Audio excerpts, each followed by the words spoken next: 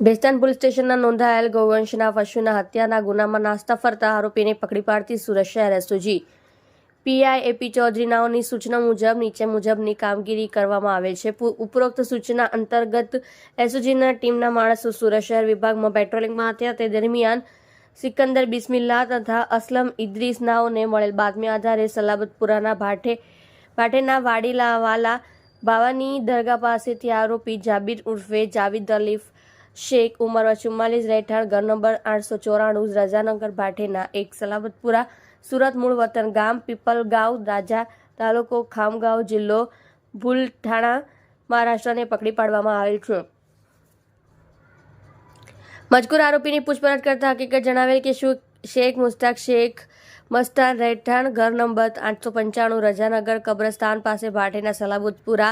સુરતનાઓ જે ભેસ્તાન પોલીસ સ્ટેશનમાં અગાઉ પકડાઈ ગયેલ હોય જેઓને પોતે તારીખ 29/2/2024 રોજ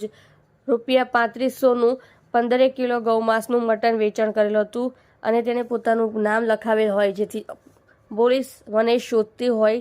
પોતે આ ગુનાથી બચવા નાસ્તો ફરતો હોવાની હકીકત જણાવેલ છે। જેથી મજકૂર આરોપી ભેસ્તાન પોલીસ સ્ટેશન બી પાર્ટ ગુજરાત પશુ સંરક્ષણ અધિનિયમ 1954 તથા સુધારા અધિનિયમની 2011 તથા 2017ની કલમ 5.6 બી